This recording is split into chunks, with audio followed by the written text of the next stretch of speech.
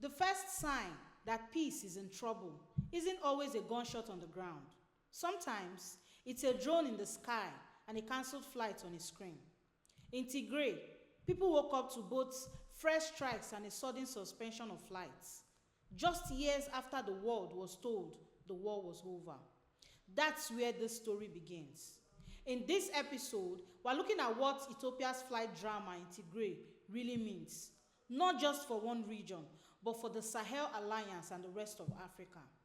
We will ask whether peace was ever solid or only paused whenever it suited those in power. We will walk through how a simple airline decision became a message from the center, cutting off patients, students, and traders, and also reminding Tigray that the skies and their movements are still controlled from Addis Ababa. Then we will go deeper. We will connect flights and drones to something bigger, a continent-wide shift where governments hold the air, civilians live under it, and ceasefire doesn't always mean safety. From Tigray to Mali, Burkina Faso, and Niger, we will trace how air power, newly security partners, and revolutions are shaping a new kind of Africa battlefield. By the end, we will confront a hard question. In this age of drones and deals, does African sovereignty protect the people on the ground, or mainly those who control the skies? Stay with us. The morning after what was meant to be peace, people in Tigray didn't wake up to quiet streets and clear skies. They woke up to the sound of drones overhead and news that flights into their region has suddenly been suspended. For many, it felt like a painful echo of the war years when the Pretoria Peace Agreement was supposed to mark a real break, not just on paper, but in daily life. That deal was sold as a turning point, a moment when guns would fall silent and basic services, including flights, would slowly come back. Yet, as fresh reports of drone strikes emerged and flights to key Tigray'S cities were halted for several days, the promise of post-war began to look, or rather feel more like pre-war deja vu. On ground, ordinary people weren't debating clauses in a peace document. They were asking why. After a peace deal, they were once again hearing explosions and losing their main link to the rest of the country. This episode isn't just about flights starting and stopping, or about one airline changing its schedule. It's about whether peace in African conflict is something solid that protects civilians, or something that can be paused and resumed whenever it suits those who control the guns and the airspace. And if the first visible signs of trouble were drones in the sky and flights on hold, the real question becomes, what were the authorities trying to signal, and to whom? Were they pulled? When they pulled that trigger on movement from above, when flights into Mekelle and other Tigrayan cities were quietly stopped, there was no big televised announcement. There was just a sudden gap on the schedule that instantly cut off a large number of people from the rest of the country. In a region still trying to recover from war, those flights weren't a luxury. They were how patients reached bigger hospitals, how traders moved goods, how students and families stayed in touch, and how aid workers and officials traveled in and out. One decision in the capital switched all of that off at once, reminding people in Tigray that their access to the wider world could be shut down with a single order. Officials explained the suspensions as a response to security concerns after clashes in disputed areas. But for many people on the ground, it felt like a political warning shot from the center. The message seemed simple. The same state that controls the drones also controls the airports. And it can make a whole region feel like an island whenever tensions rise. This pattern isn't unique to Ethiopia. Across the continent, airlines, main roads, and railways often play a double role. tools for development in good times, and tools to pressure when local regions fall out of line with the capital. So when flights resumed after a few days, many in Tigray didn't fully relax. Instead, a new worry surfaced. If your lifeline can be cut and restored this easily, what kind of normal are you really returning to? On official channels, the return of flights was presented as a sign that things were settling. Operations restored, tickets on sale, airports open again. But for the passengers in Mekelle and other cities, walking back into those terminals meant moving under the same sky where drones had struck only days earlier, and where memories of 2-year war are still very close to the surface. The picture split in two. On one side, a government story of calm and progress. On the other, residents carrying fresh grief and old trauma into departure halls that once represented hope.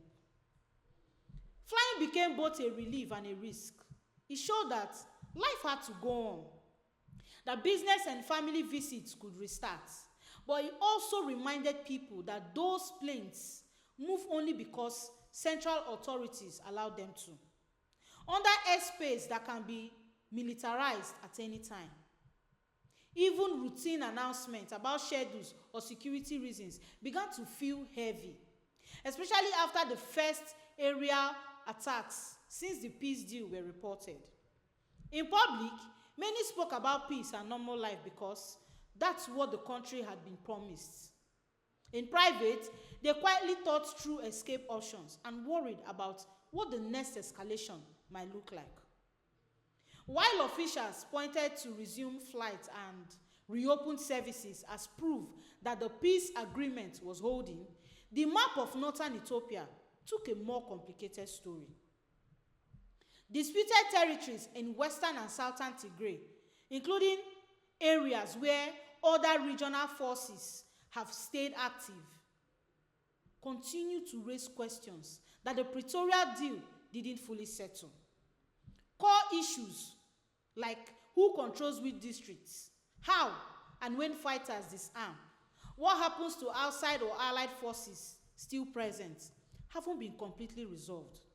This creates a fragile setup where open war has paused, but the roots of the conflict remain in place, frozen rather than removed. In that kind of situation, every step towards normal, from banking services to flight resumptions, sits on shaky ground. It takes only one clash in a disputed zone or one contested drone strike to remind people that the underlying disputes haven't gone away. This pattern has appeared in other African peace processes too. Agreements that stop the shooting without fully answering the hardest political questions, especially around land, power sharing, and control of security forces. In Tigray, many residents know the map hasn't really been reset, which is why each drone overhead or flight suspensions feels like part of a larger unfinished struggle. And that leads to a larger question. If the ground remains contested and the politics are stuck, who truly rules the sky? And what does that mean for civilians who can't withdraw borders and can't step out from under the airspace? Tigray's recent experience exposed a clear imbalance. On one side, there is a state that commands drones, air bases, and the power to approve or block flights. On the other side, there are ordinary residents and local leaders with almost no control over what happens above their heads. This isn't just a detail of one conflict. It's part of a wider shift, where air power, especially drones, is becoming central to how many African governments handle wars, unrest, and even everyday security challenges. Drones allow rapid strikes, tight surveillance, and operations carried out from far from the public eye.